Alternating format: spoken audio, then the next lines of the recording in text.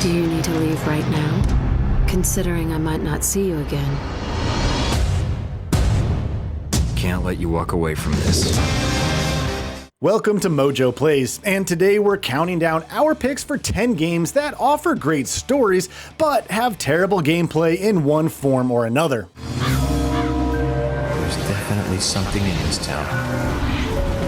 You feel it, Zach? Coffee warned me about it.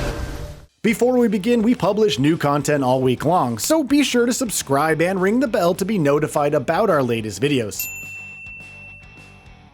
Final Fantasy XIII-2.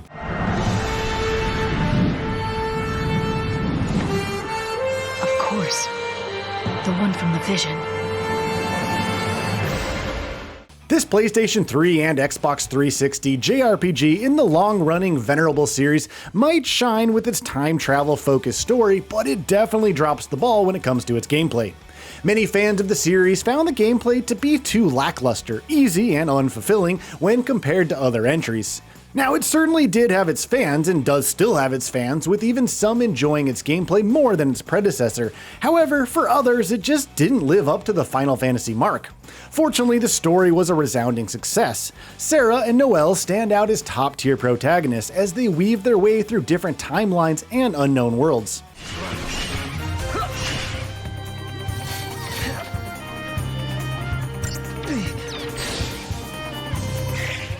The Last Guardian.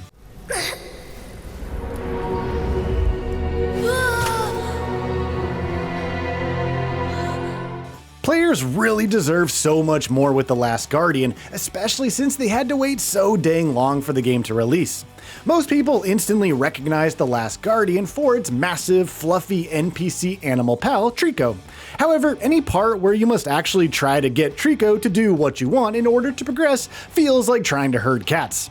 Sure, much of this was intentional to help create a realistic, something I say in quotes, bond with Trico, but make no mistake about it, it definitely makes the gameplay frustrating. Thank goodness then that The Last Guardian story was stellar. This enigmatic and cryptic fairy tale-esque story follows the boy as he uncovers the mysteries of his past and present as well as his newfound powers.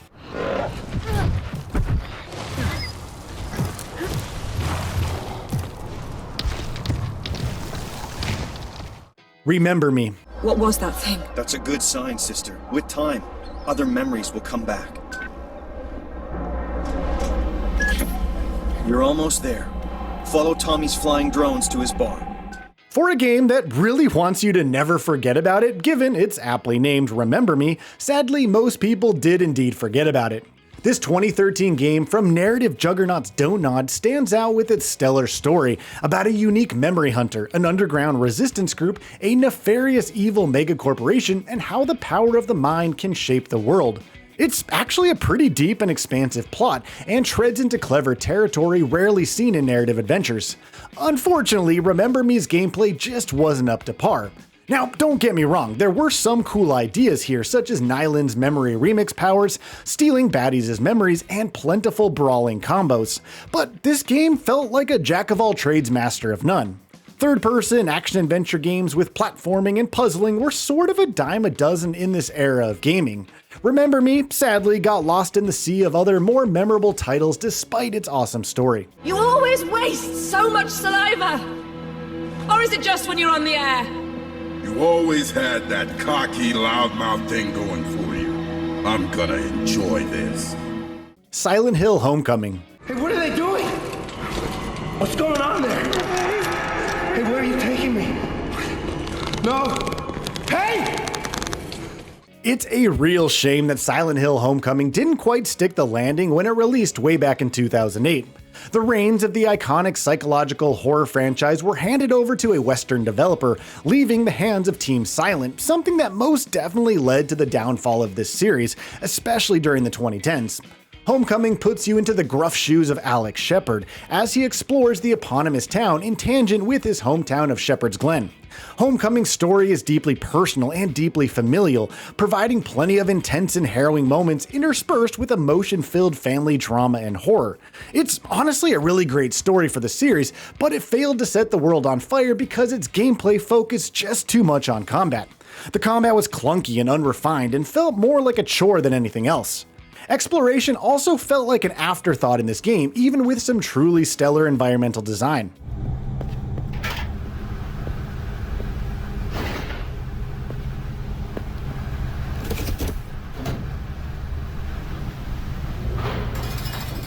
Asura's Wrath.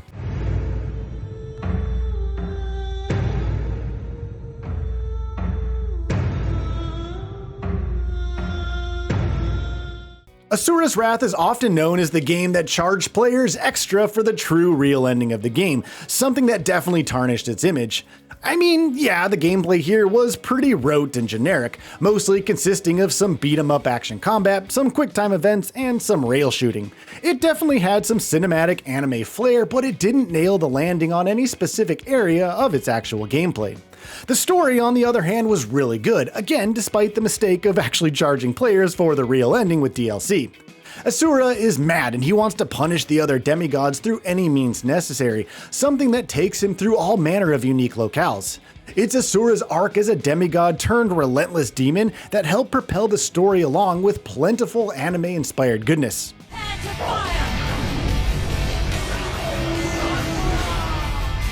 Sacrifices must be made, no matter how many more souls it costs. Nier. We shall become as one. Stay away from my daughter.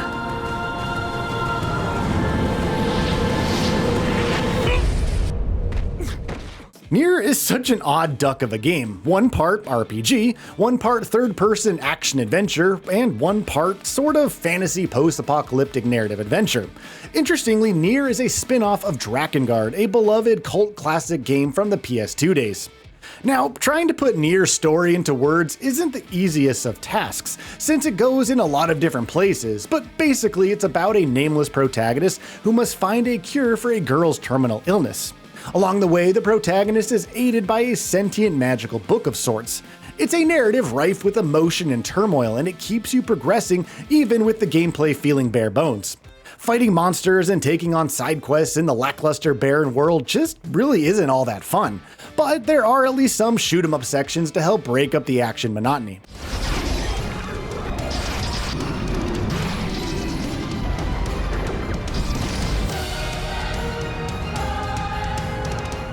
Visage.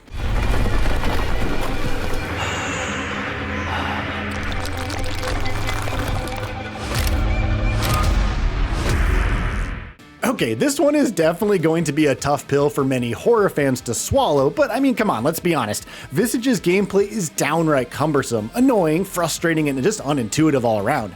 If you enjoy constantly swapping objects between hands, dropping said objects either by mistake or on purpose, and realizing you don't need half the objects you actually pick up, and if that sounds like a good time to you, then I guess maybe Visage is for you. This first-person horror game just isn't that fun to play moment to moment. However, it's Visage's terrifyingly haunting stories that definitely excel here. Broken up into multiple chapters set in the same very much haunted house, you are free to start whichever chapter you want, with some of them being better than others.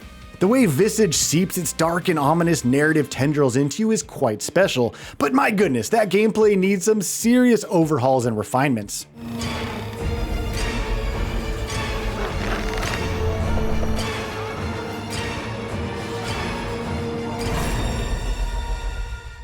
Planescape Torment.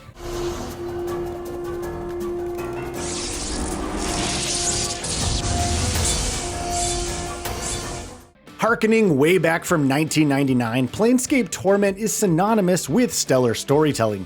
You take on the role of the Nameless One, a mysterious immortal character who must travel through various planes of existence in order to recall his memories of past lives, and uncover the reasons behind his immortality situation. It's a deeply esoteric story with plenty of intrigue, suspense, and captivating moments. With the story being such a massive focus here, the RPG gameplay feels like more of an afterthought. Although the gameplay is considered a secondary aspect of the game, it still could have been made more enjoyable overall. Taking place from an isometric perspective, you must move around the Nameless One by pointing and clicking, interacting with NPCs, taking on quests, and engaging in some combat. The gameplay might be varied, but it sadly just feels sort of boring and repetitive. Blade is yours. You know, I've learned some new tricks. I haven't had this much fun since, the last time. Deadly Premonition.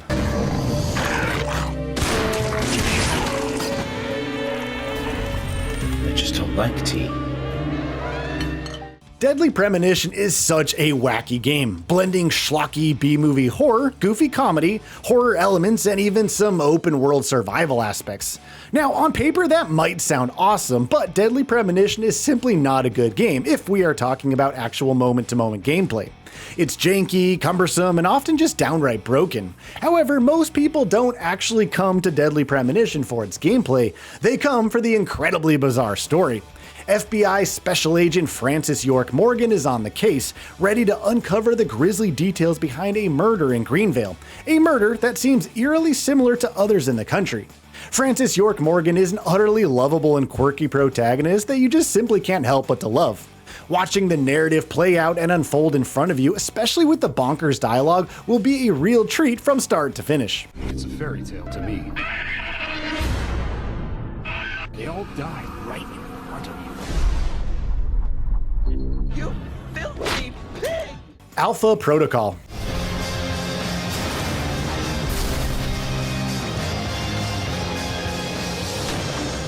Poor Alpha Protocol, this game really should have been a winner, but alas it's not, at least when it comes to its janky gameplay. Alpha Protocol is an espionage-focused action RPG, something we rarely, if ever, see in gaming. Talk about a fresh idea. This game has it all when it comes to an espionage-centric tale, including governmental intrigue, spies, rogue agents, and oodles of branching dialogue/narrative paths to engage with. It's just a solid story all around, but the gameplay here, consisting of cover shooting, stealth, and leveling up protagonist Michael Thornton, just doesn't play that well, unfortunately.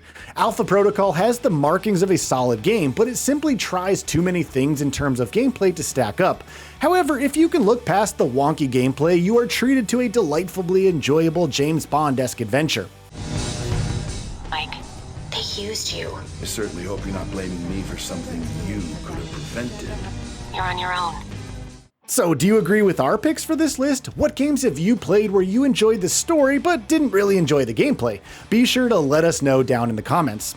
Thank you for watching this video from MojoPlays. If you want to see more from us, then be sure to subscribe and ring that notification bell so you never miss our daily gaming videos.